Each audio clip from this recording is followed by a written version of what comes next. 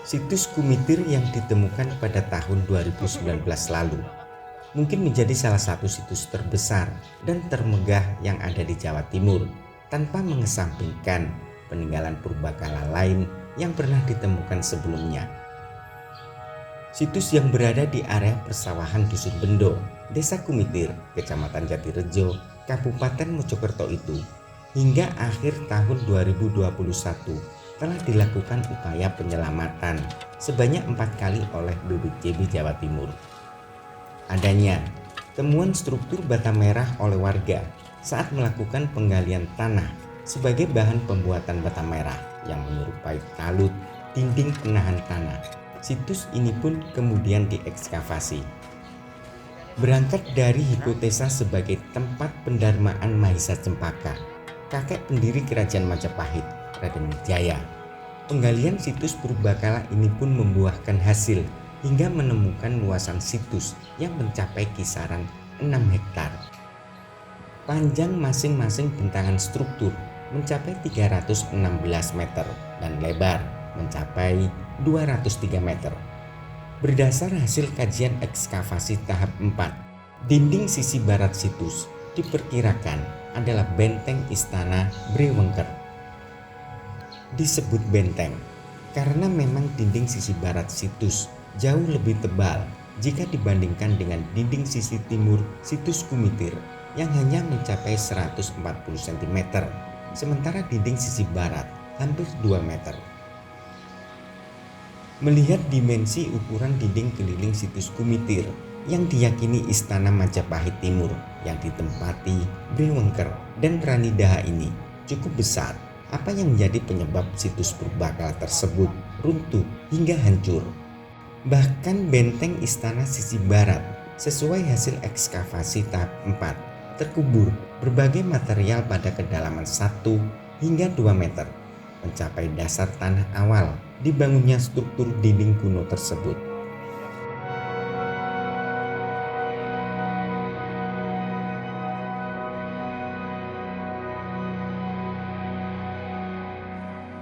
Pakar Geologi Institut Teknologi 10 November Surabaya, Amin Widodo mengatakan, terdapat 2 lapisan sedimen yang menenggelamkan situs Kumitir di Kecamatan Jatirejo, Kabupaten Mojokerto.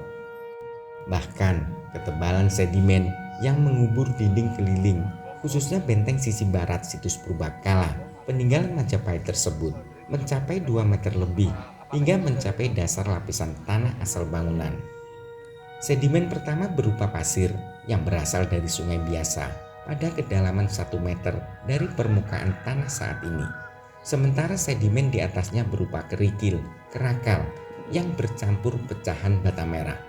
Sehingga dapat diartikan proses awal sedimen yang mengubur situs Kumitir tersebut karena adanya banjir bandang. Mengingat dari dulu Indonesia beriklim tropis dengan curah hujan yang cukup tinggi.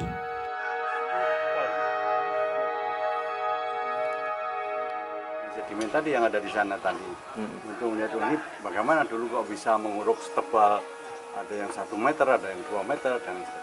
Itu yang sedimentasinya sebegitu tebal. Oh, tadi kan kelihatan itu kan semuanya kan tadi teruruk.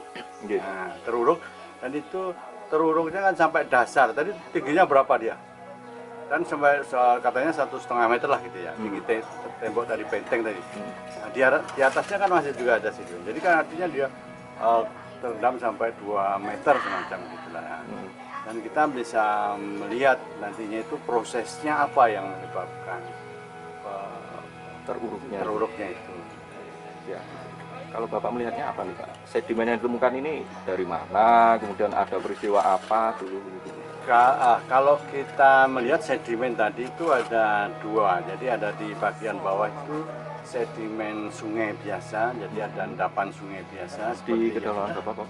Di kedalaman sekitar 1 meter dari atas tadi, kan hanya sedimen 1 lapisan pasir saja seperti itu. Siap. Nah, tapi setelah itu ada kerakal-kerakal, kerikil, campur bata segala macam. Itu atasnya Pak? Atasnya ya. Nah, itu kalau di kita namanya prosesnya pada waktu itu ada banjir bandang. Banjir bandang itu adalah banjir yang kecepatan tinggi di Soekarno. Jadi Kenapa terjadi banjir bandang? Karena memang di Indonesia kan iklimnya banyak hujan, iklim tropis dari dulu kan juga tropis. Artinya pada tahun berapa tahun, 5 tahun sekali, 10 tahun sekali, 15 tahun lagi, 50 tahun sekali itu bisa terjadi hujan yang besar dan bisa menimbulkan banjir bandang. Jadi mungkin kalau kita analogkan dulu tahun 2002 kalau misalnya ada banjir bandang yang terjadi di Pacet dan itu menabrak kolam renang. Oh iya. Itu kan batu-batu besar ya. Iya. Kira-kira seperti itulah untuk analog.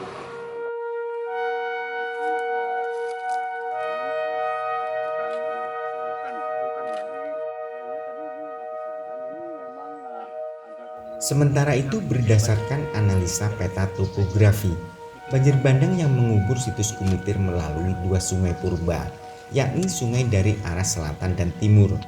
Namun sayangnya, kedua sungai purba itu kini tak tampak lagi karena telah beralih fungsi menjadi lahan pertanian warga, galian tanah uruk, serta aktivitas pembuatan bata merah.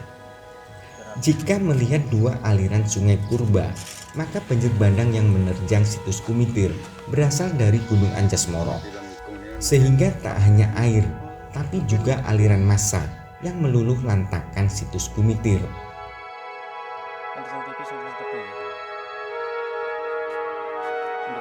Sebetulnya itu bisa dianalisis berdasarkan peta topografi. Jadi kemiringan lahan di daerah ini secara utuh.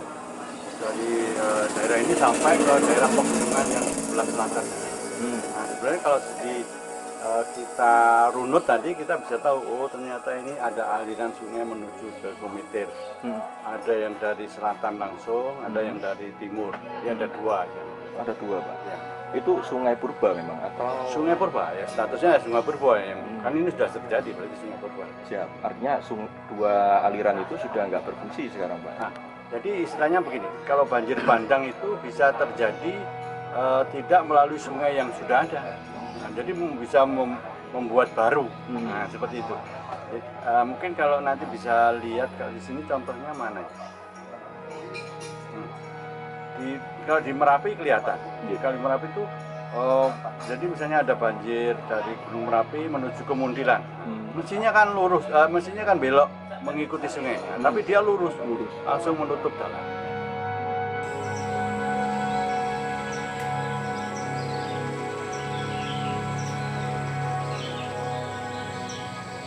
Pendapat pakar geologi ITS, jika situs Kumitir yang diperkirakan adalah Istana Briwengker dan Rani Daha tersebut runtuh hingga terkubur material banjir bandang diamini oleh Wicaksono Dwi Nugroho, arkeolog BPCB Jawa Timur.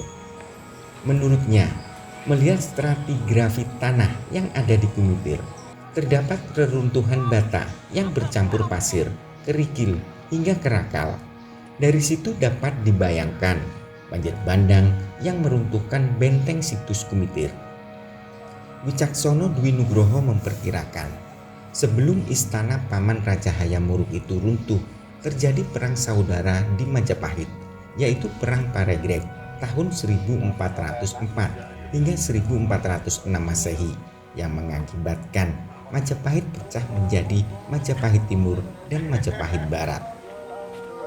Wikrama Wardana memindahkan ibu kota Majapahit ke Dahanapura, sementara Wirabumi memindahkan ke timur yang diduga berada di kawasan Lumajang, sehingga kota Raja Majapahit di Trowulan kosong.